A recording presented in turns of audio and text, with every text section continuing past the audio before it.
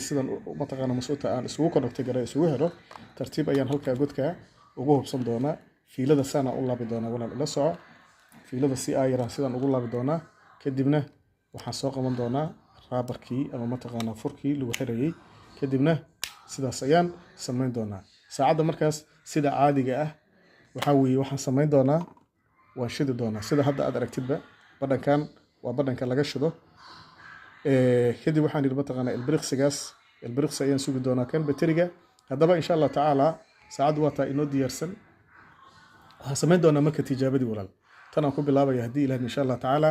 dhagaxan aan hadda meeshaan ku hayo walaalow waa dhagax weyn oo ilaa gaaraya 22 garaam waxaa jirta marka qaacida halkan ku qoranoo ii sheegaysa dhagaxa inuu leeyahay temperature-kiisa na halkan uu saaran yahay sidoo kaleetana CT wax la yiraahdo oo kaarad ah halkii kaarad shantii kaarad 1 garaam ayay la mid tahay walaal shantii kaarad ama kaaradka waxa loo yaqaan CT-du waa tan meesha ku qoran shantii kaarad waxay la mid tahay 1 garaam bay la mid tahay kunkii garaamna 1 kiilo ayay la mid tahay kunkii kiilona 1 tan ayay la mid tahay walaalow marka waxaa jira mataqaana qaacida inagana qosayso oo ay qasab tahay tusaale kale markaan Soomaali joogno cimiladeena walaal waxay gaaraysaa 30 centigrade iyo wixii ka sii sareeyay ay gaaraysaa waad aragtaa waa taas walaal waa hadda saacadan aan muuqaalka duubayo 30 iyo maxaan ku raahday 34 meelahaas ay gaaraysaa cimilada waa Muqdisho markaan u mataqaana masuuta ku cimilada aan ku bees gareeyo okay waxaan sameynaynaa walaal sida caadiga ah saacadan waxay leedahay mataqaana godad yariiriisa godadkan yariiriiska ay leedahay mataqaana bahashan waxa loogu tala diskiga waay miiskaasaan u saaraysaa marka miiska saaratid dhagax ayaa si dur saar doontaa tusaale kale dhagax inta la eg wadar karaysaa dhagax inta la eg ama dhagax inta la eg oo kale ta saar doontaa sidaas ayaadna u saari doontaa walaal ila soco sidaas ayaad u saari doontaa sababta waxa la diidaa dhagaxa inta la eg walaal in mataqaana maxaan ku raahday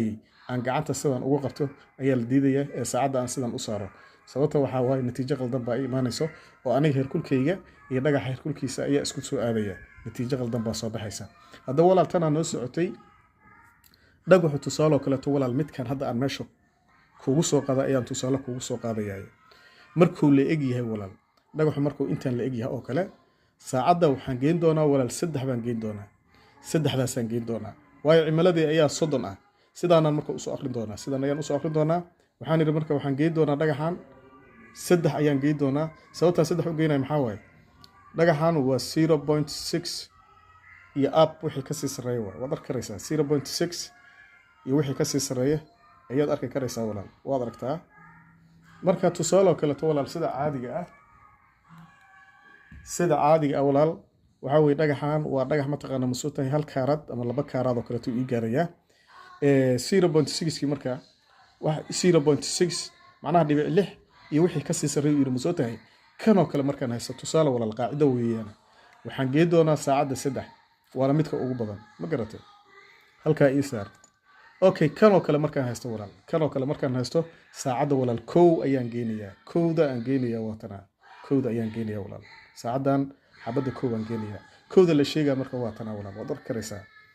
waa ka soo markaysid kowdu waatan waa dhibcahan meesha ka soo muuqanay walaal dad aragtida dhibacyadan ayaa koow iyo 2 laga wadaa koow iyo 2 kuwana laga wadaa waa ka u jeedaa hadda